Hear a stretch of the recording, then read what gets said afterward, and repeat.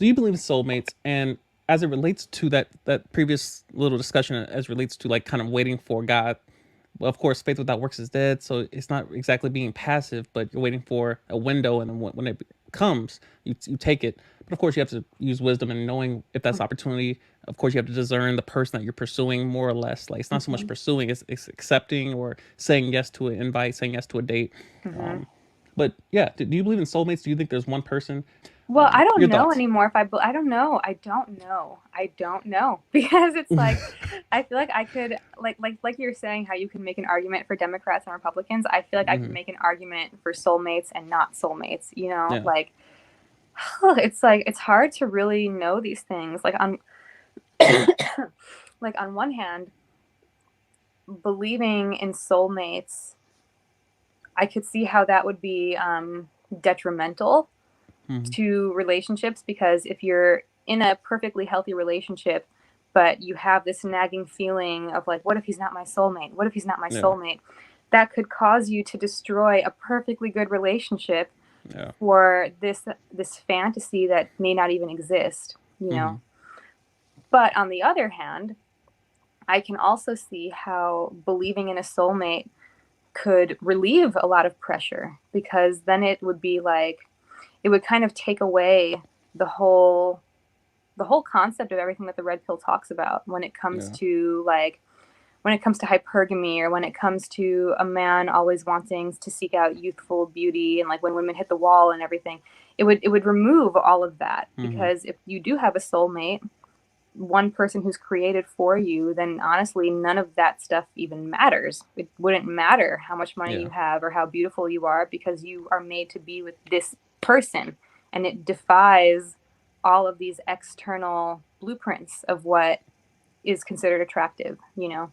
Hmm. And so it's hard. I mean, I don't and again, like I would it's very like romantic to think about the concept of soulmates, but at the same time I'm not really sure if what the truth is, you know. Like Yeah. I would want soulmates to be the truth, but I don't know if it is the truth. And you know, there's a lot of people who I've heard make the comparison about Adam and Eve and how God literally created Eve out of Adam's rib. Hmm. And so they were literally like created for each other. And like I've heard some people give that as evidence to the idea of soulmates, and that in the same way God does the same thing with everyone on earth, and that you have someone who is literally designed for you to be with you. Hmm. But you know, and that assuming you're following God's will for your life and you're not um, giving into like you know demonic deception, then you will find your soulmate. Yeah. But I don't know if that's true or if that's just a fantasy, and I'm really not sure at this point, honestly. But I have Hmm. to say, when I see someone like Elliot and Colleen, they really seem like soulmates to me. Like they really do. Or Yeah.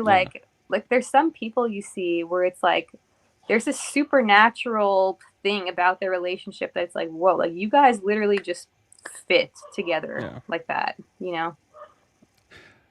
I'm convinced that humans aren't as different as we think we are. Hmm. Everyone likes to, the level of individualism. Like everyone wants to be their own person. I'm just strangely unique, and we are that unique. All snowflakes are different, but yet they're all made of water. Yeah. Like there's always that correlation. Like we're all the same, more or less. Like the only way we have memes or stereotypes is that we're all similar and we're all able to get the meme. Like if Hmm. we were so different, we would understand a joke in a given context, if it was topical or cultural.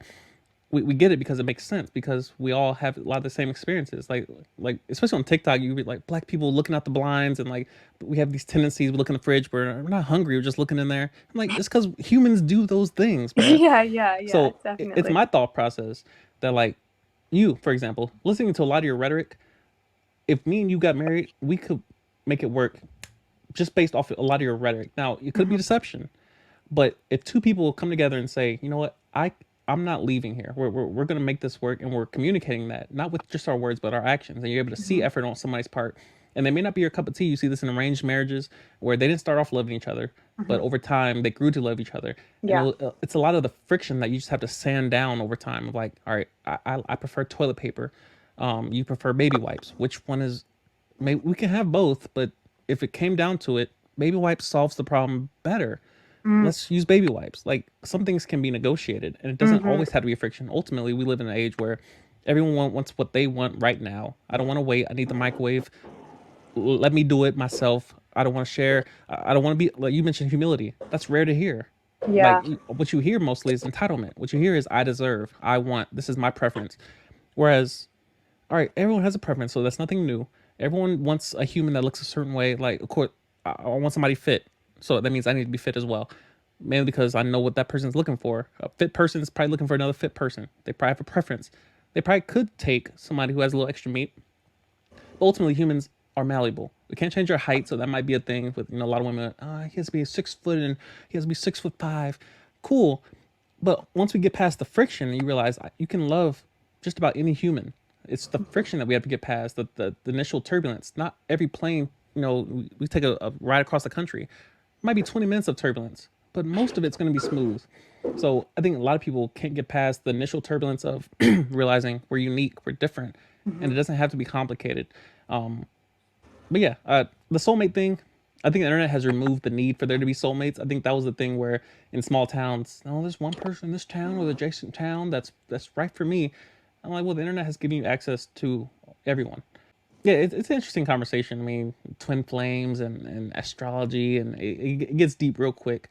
It Um, does, and yeah, I mean, yeah, I'm more likely to. I'm more likely to believe that soulmates don't exist, mm-hmm, but it's just hard to say. Honestly, it's hard to say one way or another because I mean, and then of course, like you're saying, like you can probably make a soulmate out of anyone yeah, if both people want it to work. I mm-hmm, think that's really the main key into whether marriages will work or not is if both people genuinely want it to work, yeah, yeah, and if they're willing to work on their issues long term over mm-hmm, time.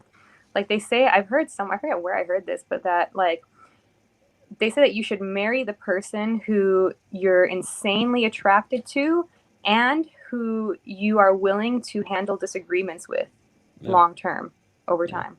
Like, can you handle stress well together? Can you handle arguments well together? If you can do that and you're insanely attracted to them, then get married because yeah, that is pretty much the